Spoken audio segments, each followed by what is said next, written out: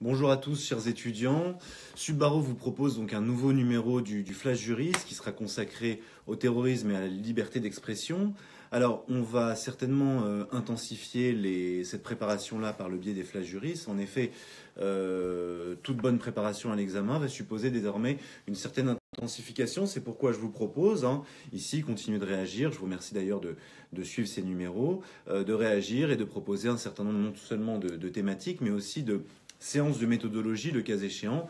Une bonne préparation est une préparation qui doit débuter dès à présent, dès le mois de janvier. Je remercie également nos partenaires, et notamment l'Extudiant, notre nouveau partenaire, qui partage ces vidéos et qui donc nous a fourni un certain nombre de compliments de ce point de vue-là.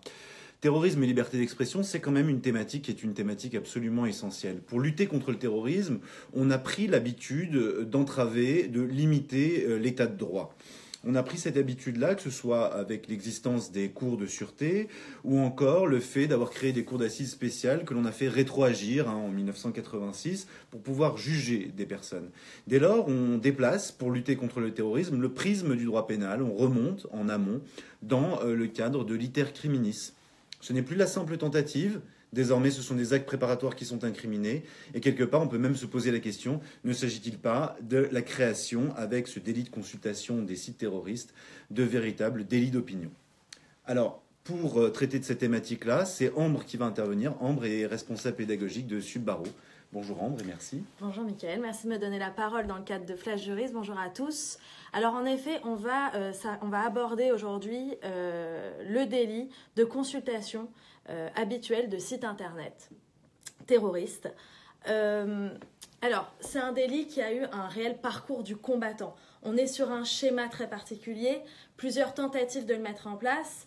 Sa naissance avec la loi 2016 renforçant la lutte contre le terrorisme, abrogation par une QPC du 10 février 2017 et une résurrection par réaction du Parlement qui va poser de nouvelles conditions, notamment la manifestation de l'adhésion de l'auteur de la consultation à l'idéologie terroriste et l'exclusion par motif légitime, une liste exhaustive de motifs légitimes.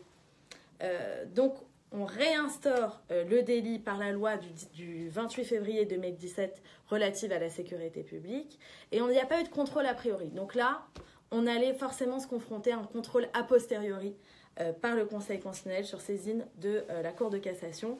Donc, décision qui tombe le 15 décembre 2017. Le Conseil constitutionnel va camper sur ses positions initiales et va établir un véritable contrôle de proportionnalité. Donc, contrôle de proportionnalité avec plusieurs aspects.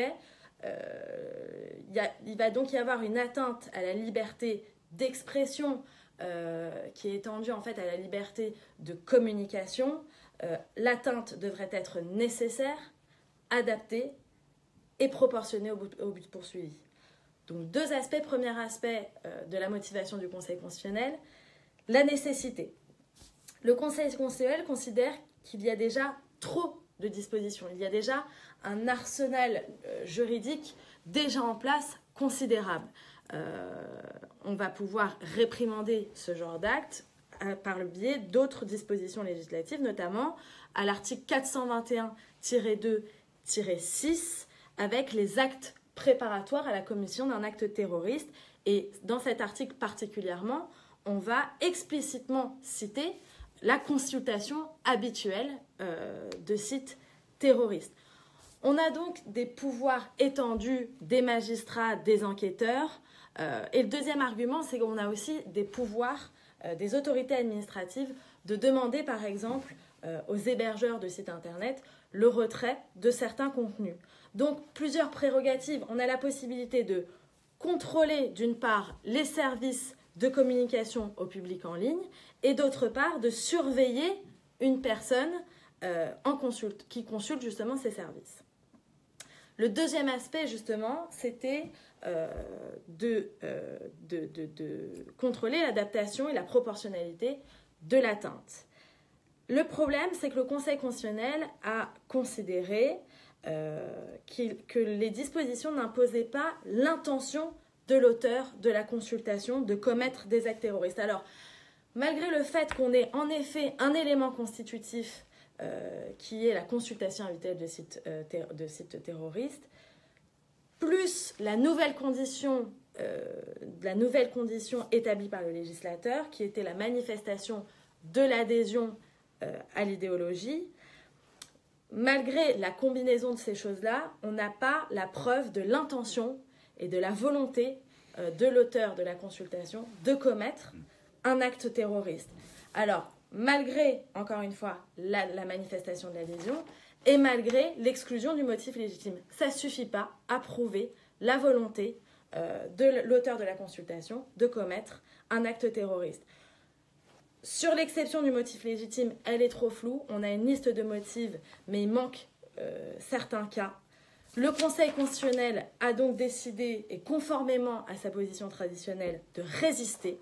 Il va également, il faut le rappeler, s'aligner sur la position du Conseil d'État qui avait été préalablement consulté sur ce thème. Et la question maintenant qui se pose, c'est le Parlement va-t-il retenter sa chance? Le Conseil constitutionnel a fait primer cette fois-ci la liberté d'expression, donc la liberté de communication, sur les lois antiterroristes.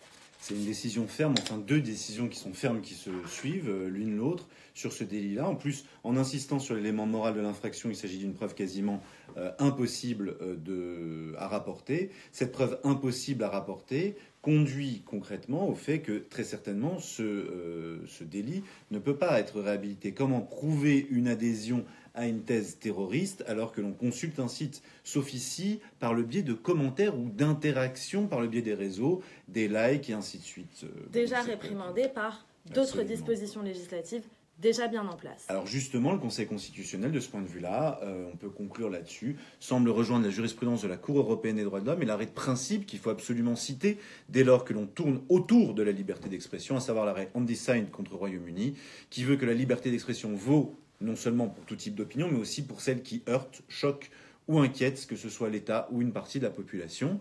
On vous remercie pour ce nouveau numéro du Flash Juriste. Comme vous l'avez vu, sont déjà programmés 2 nouveaux numéros, l'un sur l'euthanasie dans 2 semaines et la semaine prochaine, le temps et le procès équitable. Je vous remercie, à très bientôt, au revoir. À très bientôt.